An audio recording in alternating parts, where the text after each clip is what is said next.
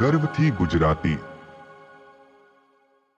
રિદ્ધિ માર્કેટથી જેવી ઘરે પહોંચી તો ઘરની બહાર ભીડ જામી હતી। એના સાસુએ કોઈ નવો તમાશો શરૂ કર્યો હતો।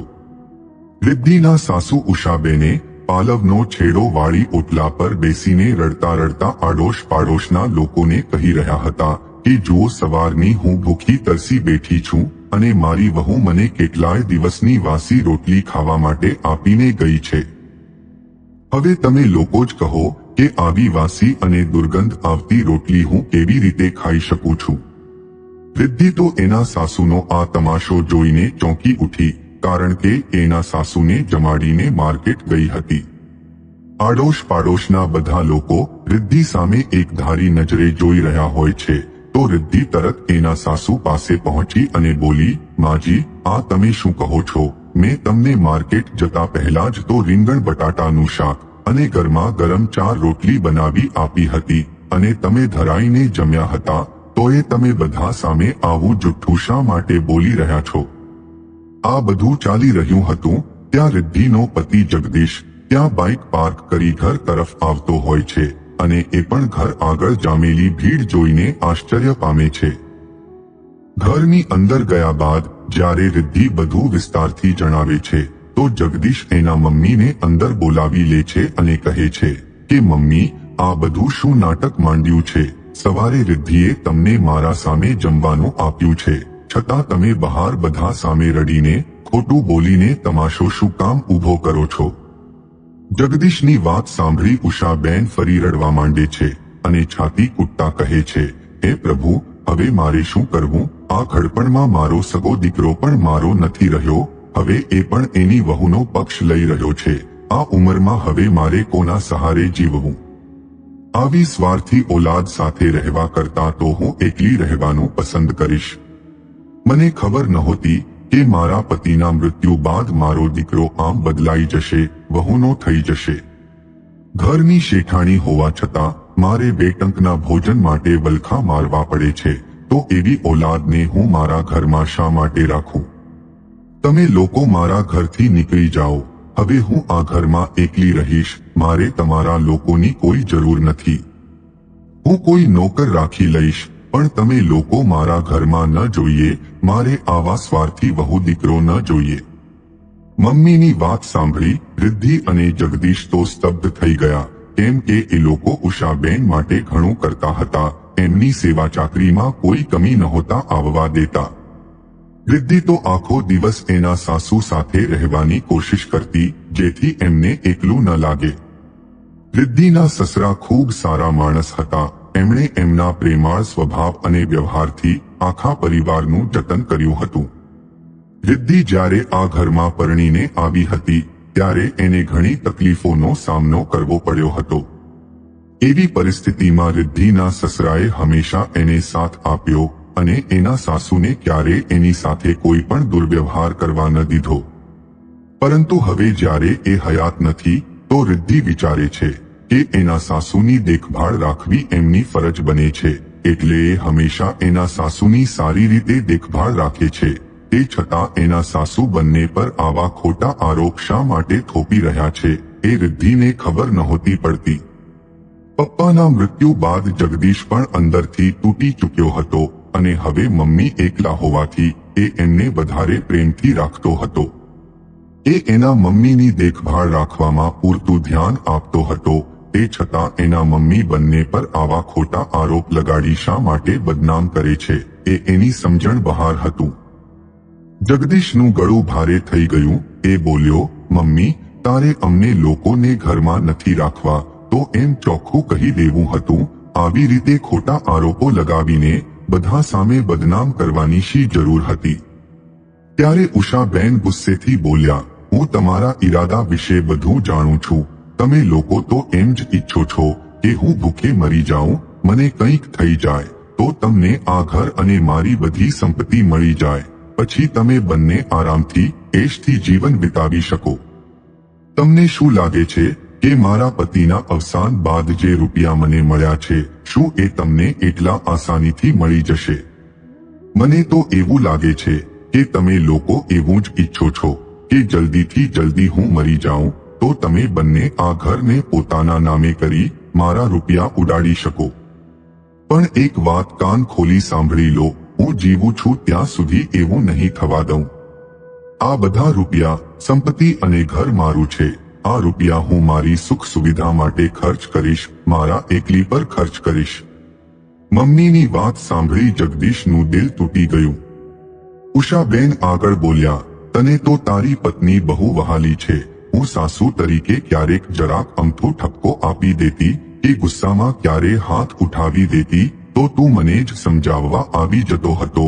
તો હવે તું તારી વહાલી પત્નીને લઈને જ્યાં જવું હોય ત્યાં જા. આ ઘરમાં તમારી કોઈ જરૂર નથી. જગદીશ તો દુઃખી થઈ ગયો. એને અંદાજો પણ નહોતો કે ઘરના નાના મોટા ઝઘડામાં સત્યને સાથ આપવાથી આવો દિવસ જોવો પડ્યો કે એની સગીમાં એને ઘરની બહાર કાઢવાની વાત કરે છે. મમ્મીની આવી વાતોથી એને ઘણું દુઃખ પહોંચ્યું હતું અને ખાસ કરીને એના સ્વાભિમાનને વધારે ઠેસ પહોંચી હતી. જગદીશ ઉદાસ થઈને બોલ્યો, સારું મમ્મી, જો તમને અમારા કરતા તમારા રૂપિયા અને સંપત્તિ વધારે વહાલા હોય તો તમને તમારા આ રૂપિયા, ઘર અને સંપત્તિ મુબારક. અમે લોકો ઘર છોડી જતા રહીશું. તમારા માટે માણસ કરતા રૂપિયા વધારે મહત્વ ધરાવે છે. રૂપિયા તો તમારા જોડે જ રહેશે. એના સહારે તમે સુખેથી જીવી શકશો. આટલું કહીને જગદીશ એના રૂમમાં પોતાનો સામાન પેક કરવા ચાલ્યો ગયો. રિદ્ધિએ એના સાસુ અને પતિ બંનેને સમજાવવાની ઘણી કોશિશ કરી, પણ બેમાંથી એકે કોઈ વાત સાંભળવા તૈયાર નહોતા.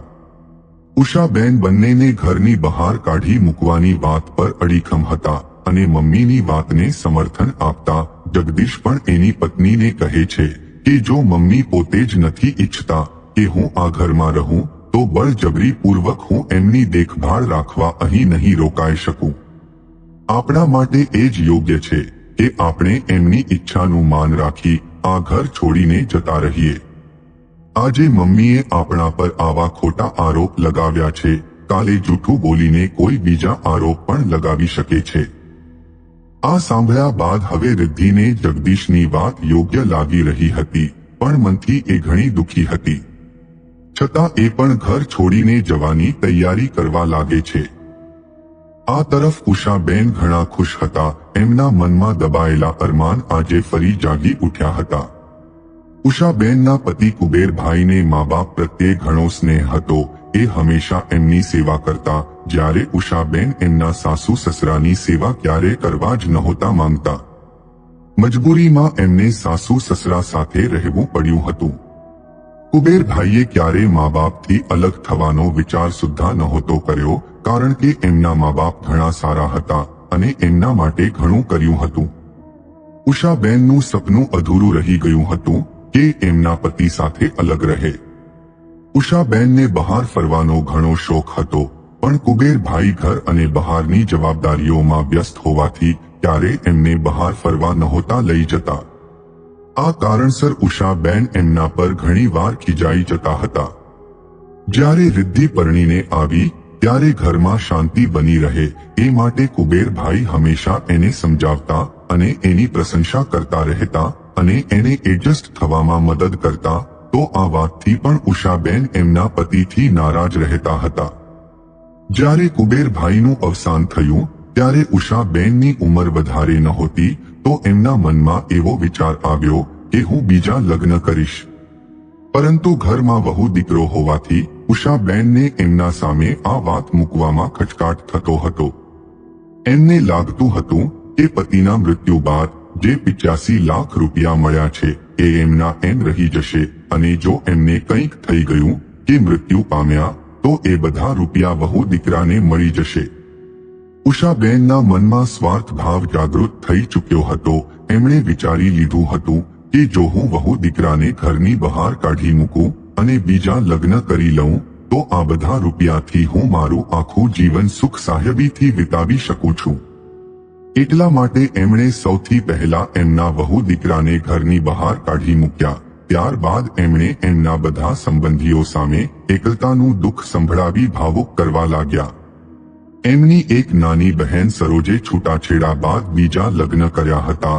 એ ઉષાને કહે છે કે દીકરો અને વહુ તો ઘણા સ્વાર્થી નીકળ્યા, હવે તું આખું જીવન કોના સહારે વિતાવીશ, એના કરતાં તું બીજા લગ્ન કરી લે, એ વધારે સારું રહેશે.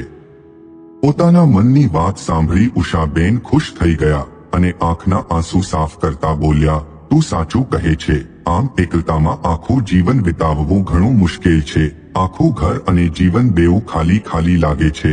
તારા ધ્યાનમાં કોઈ સારી વાત હોય તો મને કહેજે. એમની નાની બહેન સરોજના મનમાં પણ લાલચ જાગી ઉઠી હતી, તો એણે એના પિતરાઈ દિયર ધનંજય જોડે ઉષાની વાત ચલાવી. સૌપ્રથમ તો એણે ઉષાબેનને એના સાથે રહેવા માટે બોલાવી લીધી. ઉષાબેન ખુશીથી એમની નાની બહેન સાથે રહેવા ચાલ્યા ગયા. સરોજ પહેલાથી જ ધનંજયને જણાવી દે છે કે ઉષા પાસે ઘણા રૂપિયા છે, તો ધનની લાલચમાં ધનંજય પણ ઉષાબેન સાથે લગ્ન કરવા તૈયાર થઈ જાય છે. ઉષાબેન જ્યારે ધનંજયને મળે છે તો એ એમના સાથે એકદમ સભ્યતાથી વર્તે છે. એમના સાથે મીઠી મીઠી વાતો કરી વ્યંગ કરતા એમને હસાવવાની કોશિશ કરે છે. ઉષાબેનને થયું કે એમની બહેન સરોજ પોતે ધનંજયની વાત લાવી છે અને એ સારી રીતે ઓળખે છે, તો ઉષાબેન એના સાથે લગ્ન માટે રાજી થઈ જાય છે. એક મંદિરમાં ખૂબ સાધારણ રીતે એમના ફૂલહાર કરીને લગ્ન કરવામાં આવ્યા. ઉષાબેનના લગ્નની જાણ જ્યારે જગદીશને થઈ તો એને ઘણો ઝાટકો લાગ્યો. એને લાગ્યું કે મમ્મી પપ્પા સાથે દગો કરી રહ્યા છે. આમ તો આજકાલ ઘણા લોકો બીજી વાર લગ્ન કરતા હોય છે, પરંતુ પતિના અવસાનને હજુ વર્ષ પણ નથી થયું ને ઉષાબેન બીજા લગ્ન કરી રહ્યા હતા, તો જગદીશને ઘણું અજીબ લાગી રહ્યું હતું. ઉપરથી એના મમ્મીએ એના અને એની પત્ની પર ખોટા આરોપ લગાવી જૂઠું બોલીને એમના ઘર અને જિંદગી બંનેમાંથી બેદખલ પણ કરી દીધા હતા અને હવે પપ્પાની સંપત્તિના જોર પર એ નવી ગૃહસ્થી વસાવવા જઈ રહ્યા હતા. જગદીશ ઘણો દુઃખી થાય છે અને રિદ્ધિ પણ સાસુનો આવો વ્યવહાર જોઈને ચોંકી ગઈ હતી. હવે રિદ્ધિ ઉષાબેનને માં તો શું, સાસુ કહેવા લાયક પણ નહોતી સમજતી. એની નજરોમાં એના સાસુ માટે કોઈ માન સન્માન નહોતું રહ્યું. આ બાજુ ઉષાબેન ઘણા ખુશ હતા. એ મનોમન વિચારતા હતા કે હવે એ એમના પતિ સાથે નવી નવી જગ્યાએ ફરવા જશે, અધૂરા રહેલા બધા સપના પૂરા કરશે. લગ્ન બાદ પ્રથમ દિવસ સામાન્ય રહ્યો. ઉંમરના આ પડાવે બંને એકબીજામાં એક મિત્રની શોધ કરવાની કોશિશ કરી રહ્યા હતા. ઉષાબેન તો એક જીવનસાથી ઈચ્છતા હતા. એ રાત્રે જમીને એમના રૂમમાં સૂવા માટે ગયા. પલંગમાં પડ્યા પડ્યા એમને ઊંઘ ન આવી અને મોડી રાત થવા આવી તો પણ ધનંજય રૂમમાં ન આવ્યા. તો ઉષાબેન વિચારે છે કે આ ક્યાં ચાલ્યા ગયા. મને રૂમમાં આવે કલાક ઉપર થવા આવ્યો પણ હજુ સુધી કેમ ન આવ્યા. એમ વિચારી ઉષાબેન રૂમની બહાર નીકળીને જોવા જાય છે. ત્યાં એમણે જોયું કે ધનંજય બીજા રૂમમાં એના મિત્રો સાથે દારૂ પીવે છે અને વાતો કરતા હોય છે. આ જોઈને તો ઉષાબેન સ્તબ્ધ બની જોતા રહી જાય છે. એમને દારૂ પીવા વાળાથી સખ્ત નફરત હતી અને લગ્ન પહેલા ધનંજયે પણ કહ્યું હતું કે એ દારૂ કે કોઈ પણ વ્યસન નથી કરતો. એમણે રૂમ નજીક જઈને જોવાની કોશિશ કરી તો એમણે સાંભળ્યું કે અરે યાર, તે તો બહુ મોટો હાથ માર્યો છે. ધનંજયનો એક મિત્ર ધનંજયને આવું કહે છે ત્યારે ધનંજય જવાબ આપે છે, હાસ તો આ ડોસી જોડે બીજું શું હોય, મારે તો બસ રૂપિયાથી મતલબ છે. મને 85 લાખ મળી જાય એટલે ડોસીનું કામ તમા. આ ઉંમરમાં એણે એના દીકરા વહુ વિશે વિચારવું જોઈએ, પરંતુ એને તો મોજ શોખ માણવા છે. અને જે સ્ત્રી પોતાના પતિને દગો આપી શકે છે, પોતાના સગા દીકરાની ના થઈ તો મારી શું થવાની છે. માટે બને તેટલું જલ્દી હું રૂપિયા મેળવી એનાથી છુટકારો મેળવવા માંગુ છું. કારણ કે ક્યાંક એવું ન બને કે ડોસી એની મોજ મસ્તીમાં બધા રૂપિયા ખર્ચ કરી નાખે. મને જે 85 લાખ મળવાના છે એમાંથી મારે એની બહેનને પણ 50% ભાગ આપવાનો છે. આ આખા પ્લાન પાછળ એનું જ દિમાગ તો છે. આ બધું સાંભળ્યા બાદ ઉષાબેનના પગ નીચેથી જમીન સરકી ગઈ. એમની આંખો ભરાઈ આવી. એ વિચારવા લાગે છે, મને મારા સ્વાર્થી થવાની સજા મળી છે. હું મારા પતિની સંપત્તિ પર અયાશી કરવા મોજ શોખ માણવા નીકળી હતી અને રૂપિયાના મોહમાં મેં મારા વહુ દીકરાને પણ તર છોડી દીધા. આ બધું મારા કર્મોનું ફળ મને મળી રહ્યું છે. એ તરત ધીમેથી એમના રૂમમાં આવી ગયા અને આંસુ સાફ કરી પોતાનો સામાન પેક કરવા લાગ્યા. રાતોરાત એ ત્યાંથી પોતાના ઘરે આવતા રહ્યા ત્યારે એમના મનને થોડી શાંતિ થઈ. એમને દુઃખ થાય છે કે રૂપિયાની લાલચમાં એમની બહેન પણ આવું કરવા તૈયાર થઈ ગઈ, પરંતુ તરત એમને એ પણ યાદ આવે છે કે આ રૂપિયાની લાલચમાં મોજ શોખ માણવા મેં મારા વહુ દીકરા પર ખોટા આરોપ લગાવ્યા. ઉષાબેનની આંખોમાં આખી રાત પસ્તાવાના આંસુ હતા અને એમના દીકરાને વારંવાર ફોન કરીને માફી માંગે છે. બીજા જ દિવસે જગદીશ અને રિદ્ધિ ઘરે પાછા આવી જાય છે ત્યારે ઉષાબેન એમની માફી માંગતા કહે છે કે બની શકે તો મને માફ કરજો, આમ તો હું માફીના લાયક નથી.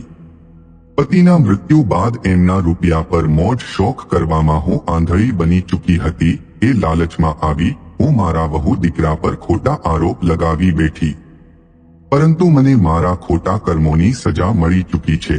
ભગવાને મને બરબાદ થતા બચાવી લીધી છે, કારણ કે જો મેં એ વાહિયાત વ્યક્તિની વાત ન સાંભળી લીધી હોત તો મારા સાથે ન બનવાનું બની શકે એમ હતું. ઉષાબેન પાસે કોઈ સબૂત તો નહોતા, પણ તેમણે છૂટાછેડા લેવાની કાર્યવાહી શરૂ કરી દીધી અને એમની સ્વાર્થી બહેન સાથે પણ તમામ સંબંધો તોડી નાખ્યા. એમણે બધા રૂપિયાના નોમિનીમાં દીકરાનું નામ કરાવી દીધું અને ઘર પણ વહુ દીકરાના નામે કરી દીધું. કહેવાય છે કે જીવનમાં ઠોકર ખાવી પણ જરૂરી છે. ઉષાબેનને પણ ઠોકર ખાઈને ખ્યાલ આવી ગયો હતો કે પરિવારથી વધારે કોઈ નથી હોતું.